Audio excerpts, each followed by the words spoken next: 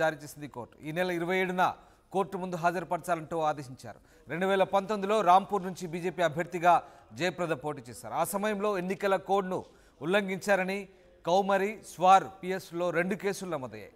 రాంపూర్ ప్రజాప్రతినిధుల కోర్టులో ఆ 2 కేసులు నడుస్తున్నాయి. పలుమార్లు కోర్టు నోటీసులు ఇచ్చినా జయప్రద స్పందించలేదు. ఇప్పటి వరకు 7 సార్లు వారెంట్ జారీ చేసినా అరెస్ట్ చేయలేదని కోర్టుకు తెలిపింది ప్రభుత్వ తరపు లాయర్. మరోమారు నాన్ బెయిలబుల్ వారెంట్ జారీ చేశారు. జయప్రదను అరెస్ట్ చేయాలంటూ రాంపూర్ పోలీసులకు కోర్టు ఆదేశాలు జారీ చేసింది. తదుపరి విచారణను ఈ నెల 27కు వాయిదా వేసింది. మొత్తం మీద జయప్రదపై ప్రస్తుతానికి నాన్ బెయిలబుల్ వారెంట్ జారీ చేసింది యూపీలోని కోర్టు. మా ప్రతినిధి శ్రీధర్ ప్రస్తుతం ఫోన్ లైన్లో జాయిన్ అవుతున్నారు. శ్రీధర్, జయప్రదపై నాన్ బెయిలబుల్ వారెంట్ జారీ అయినట్టుగా తెలుస్తుంది. దీనికి సంబంధించిన నేపథ్యం ఏంటి? అసలు ఎందుకు జయప్రదపై ఈ వారెంట్ జారీ చేయాల్సి వచ్చింది?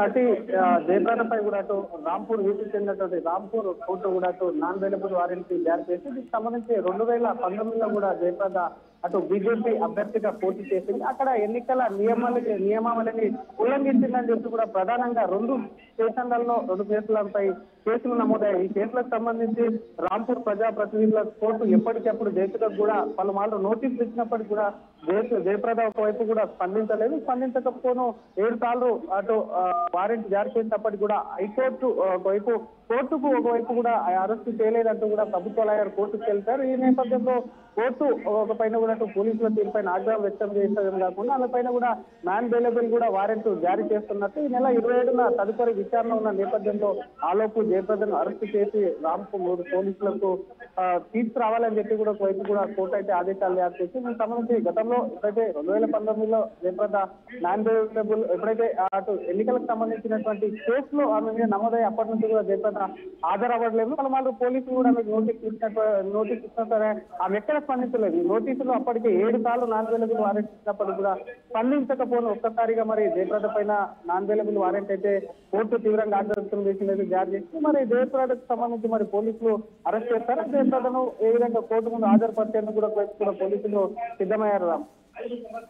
Right, thanks for the update Sridhar. ఇది మాజీ ఎంపీ జయప్రదపై అరెస్ట్ వారెంట్ జారీ అయింది. నాన్ బెయిలబుల్ వారెంట్ జారీ చేసింది యూపీ రాంపూర్ కోర్టు. 2019 ఎన్నికల నియమావళిని ఉల్లంఘించారంటూ ఈ వారెంట్ జారీ చేసినట్టు తెలుస్తుంది. జయప్రదపై 2 కేసులు నమోదయ్యాయి. పలుమార్లు విచారణకు హాజరు కాకపోవడంతో అరెస్ట్ వారెంట్ జారీ చేసినట్టు తెలుస్తుంది. ఈ నెల 27న కోర్టు ముందు హాజరుపరచాలంటూ ఆదేశించినట్టుగా తెలుస్తుంది. 2019లో రాంపూర్ నుంచి బీజేపీ అభ్యర్థిగా జయప్రద పోటీ చేశారు. ఆ సమయంలో ఎన్నికల కోడ్ను ఉల్లంఘించారంటూ కౌమారి, స్వార్ పిఎస్లో 2 కేసులు నమోదయ్యాయి.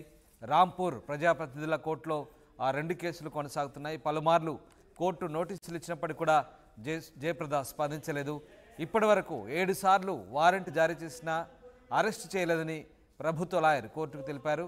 ఈ నేపథ్యంలో మరోమారు నాన్ బెయిలబుల్ వారెంట్ జారీ అయింది. జయప్రదను అరెస్ట్ చేయాలంటూ రాంపూర్ పోలీసులకు కోర్టు అయితే ఆదేశాలు జారీ చేసింది. తదుపరి విచారణ ఈ నెల 27కు వాయిదా వేస్తూ కోర్టు నిర్ణయం తీసుకుంది.